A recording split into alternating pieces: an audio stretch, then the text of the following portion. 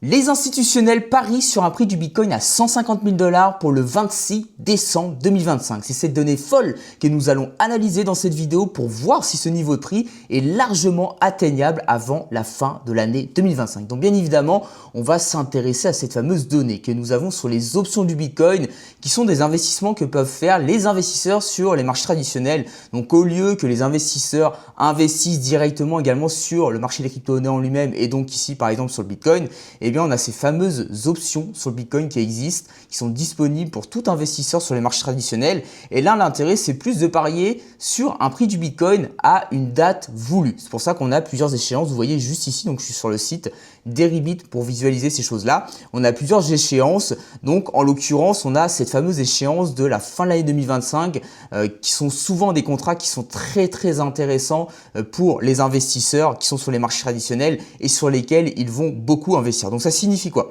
Ça signifie que sur cette date du 26 décembre 2025, on a des investisseurs qui vont déjà soit parier sur une hausse du Bitcoin ou soit parier sur une baisse du Bitcoin par rapport à son prix actuel. Donc on a des calls, on a des puts également. Donc les calls, ce sont les personnes qui vont parier à la hausse et les puts, ce sont les personnes qui vont parier à la baisse. Ensuite, on a, vous voyez ici, le strike. Le prix strike, c'est quoi? C'est le prix qui arrivera à l'échéance du 26 décembre 2025. Et en gros, l'objectif, c'est pour ces investisseurs de parier à un certain prix à cette fameuse échéance qu'on a là sous les yeux qui est donc le 26 décembre 2025. Donc ce qu'on remarque déjà et ce qui va nous intéresser ici, c'est quoi? Ce sont les prix qui vont être atteints, ok, et les ordres qui vont être posés dessus, c'est-à-dire voir où est l'intérêt pour également les acheteurs et les vendeurs. Donc on va s'intéresser d'ailleurs qu'aux calls. Pourquoi? Parce que la majorité des investisseurs sur cette échéance ont parié sur un Bitcoin qui allait augmenter. On n'a pas beaucoup de puts, vraiment, il y a très peu d'ordres qui sont ouverts. La majorité des ordres qui sont ouverts, ce sont sur des calls. On le voit juste ici, on a vraiment de très grosses ouvertures. Et la majorité, en fait, des calls se trouve entre, on va le voir ici d'ailleurs, entre là les 120 000 $, on le voit ici, on commence à atteindre un nombre d'ordres qui est assez costaud ici, jusque, voilà, à peu près les 200 000 $, on le voit juste ici. Voilà, donc ça veut dire que là, pour le 26 décembre 2025, on a ces fameux investisseurs qui se disent et qui parient sur un Bitcoin qui va déjà qui va déjà être entre les 120 000 $ et les 200 000 $. Ce qui est déjà bien plus haut que ce qu'on a actuellement. Je le rappelle, le Bitcoin, regardez actuellement, est à 109 000 $. Voilà. Et par contre, ensuite, si on va vraiment dans le détail, on remarque que la majorité des ordres se concentrent aux alentours, vous voyez ici des 170 000 $, d'ailleurs qui a augmenté, c'était passé il y a quelques jours, ou même quasiment ici des 150 000 $. Donc on a vraiment un très gros intérêt pour avoir un Bitcoin à la fin de l'année 2025 qui va se trouver entre les 150 000 $ et 170 000 $. Est-ce que d'ailleurs ces options influencent le prix du Bitcoin? Oui et non. Ça veut tout rien dire. Des fois, il y a des investisseurs qui vont investir sur les options pour se hedge par rapport à une position qu'ils peuvent avoir sur le Bitcoin ou alors sur un ETF qui est en rapport avec le Bitcoin. Comme ça, si jamais ils ont ouvert par exemple un ordre à la vente, un short, et bien derrière, ils vont pouvoir par exemple se hedge avec les options, etc. Et c'est pareil dans le sens inverse. Enfin bref. Donc, il n'y a pas vraiment d'influence, c'est impossible de savoir très exactement, mais en tout cas, la majorité des investisseurs aujourd'hui sont plutôt haussiers sur le prix du Bitcoin pour cette fameuse fin d'année 2025, ce que j'arrête pas de vous dire également depuis plusieurs semaines quand on voit ce qu'on a eu au niveau du Bitcoin et même sur le marché des crypto-monnaies dans la totalité depuis le début de l'année. Après, bien évidemment, la tempête, comme vous le savez, arrive le beau temps. Donc maintenant, on va regarder ce qui se passe à peu près sur le Bitcoin quand même, qu'on puisse analyser par rapport à la semaine dernière, par rapport à ce qu'on avait dit et qu'on voit ce que nous donne le Bitcoin. Est-ce qu'il reste toujours dans cette phase de stabilisation que j'arrête pas de vous parler depuis maintenant plusieurs mois? Ou est-ce qu'on a plutôt un Bitcoin qui tend à vouloir retourner vers ce niveau-là des 75 000 $? Et en l'occurrence, avoir encore plus de peur que ce qu'on a pu avoir par exemple depuis le début de l'année. Bon, on a un Bitcoin depuis la semaine dernière, si on regarde sur du 4 heures, sur du très court terme, on en avait pu parler également, qui n'arrive pas à aller plus haut que son dernier sommet. On avait parlé de ce dernier sommet, vous voyez juste ici là, qui date à peu près du 9 juin, je vous avais dit, si ce nouveau sommet en 4 heures est plus haut que ce sommet précédent qu'on a pu avoir ici, eh bien on peut retrouver une certaine tendance haussière sur le Bitcoin à court terme. Il faut qu'à très court terme, on puisse le valider. Pour l'instant, ce n'est pas vraiment le cas. On a essayé de le faire justement sur la journée du 3 juillet. On n'a pas réussi. On est on a pile poil touché ce niveau, mais on n'a pas un nouveau sommet qui est plus haut que le précédent. Parce que je vous le rappelle, on avait vraiment des sommets qui étaient, sommets et creux qui étaient descendants. Donc une certaine tendance baissière à très court terme. Là, pour l'instant, cette tendance baissière à très court terme, on peut dire qu'on la continue encore. Mais vous voyez, depuis qu'on a effectué ce nouveau point bas vers le 23-24 juin, on essaie quand même de refaire un nouveau sommet. On n'a pas encore trouvé à ce qui paraît vraiment ce point haut de ce nouveau sommet et donc on pourrait avoir effectivement ce premier sommet à très très court terme qui puisse être plus haut que le précédent ici et donc pourquoi pas relancer cette fameuse tendance haussière à très court terme qui permettrait d'avoir une bonne première dynamique à court terme sur le Bitcoin. Parce que je le rappelle, sur du daily, si on regarde ici sur du court terme, le Bitcoin depuis quasiment la fin du mois de mai, il est dans une phase de stabilisation entre son dernier sommet qui était aux alentours des 110 000 $, bien évidemment, et surtout ici ce bas du range, qu'on peut appeler ça comme ça, le bas de la stabilisation vers les 100 000 $. Est-ce que le Bitcoin va revenir vers ces 100 000 $? Peut-être, d'ailleurs, on verra ici.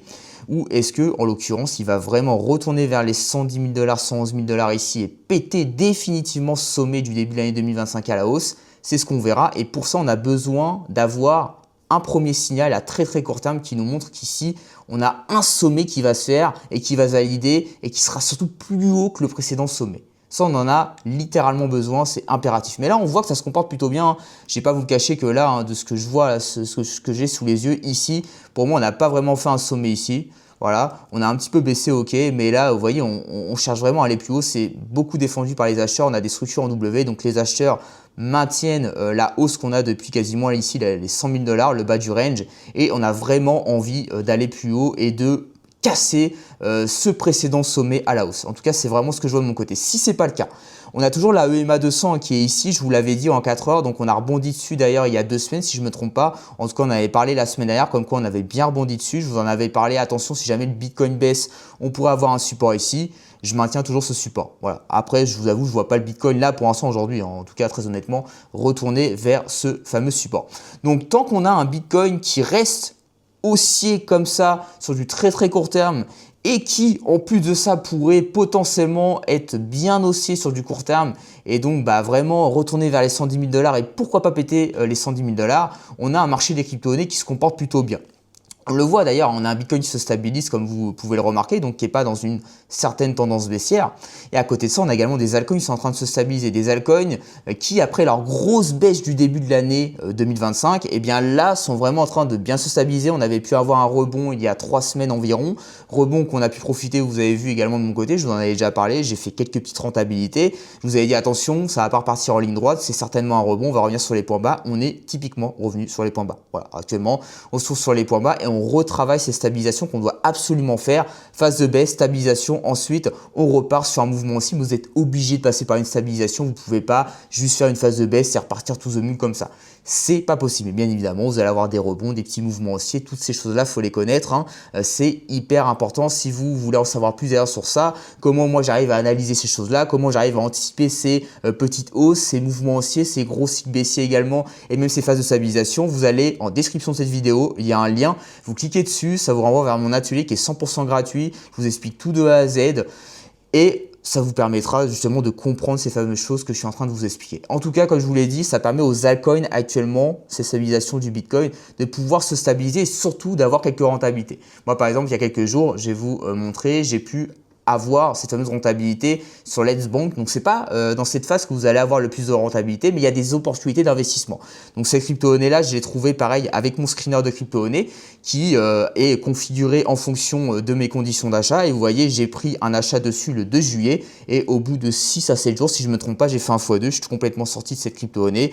Elle est allée jusqu'à x4 ici. Bon, vous voyez, au bout de 3 jours après, c'est redescendu quasiment vers mon x2. J'ai pris mon x2, c'est-à-dire par exemple, si j'avais posé 10 000 € dessus, je suis à 20 000 €. J'ai fait ça en moins de 7 jours. Nickel. Voilà, je prends mon rentabilité et je pars. Pareil, comme je vous l'ai dit, cette crypto-monnaie, je l'ai trouvée grâce à mon screener de crypto-monnaie que j'ai configuré grâce à mes conditions d'achat que j'ai de mon côté, c'est-à-dire que le screener va me trouver des crypto-monnaies qui vont m'intéresser à l'achat. Ce screener, je l'ai configuré en fonction de mes conditions et ces conditions, je vous explique également comment je les ai, en quoi ça consiste dans le lien que vous avez en description de cette fameuse vidéo. Vous cliquez dessus, je vous explique tout de A à Z. comment je choisis mes crypto-monnaies par rapport à une autre en termes d'opportunité, quand est-ce que je vais acheter à un moment intéressant, quand est-ce que je vais la vendre à un moment intéressant. Ce qui est sûr, c'est qu'actuellement, on a des bonnes stabilisations qui se forment sur les altcoins et on a surtout des altcoins qui sortent du lot.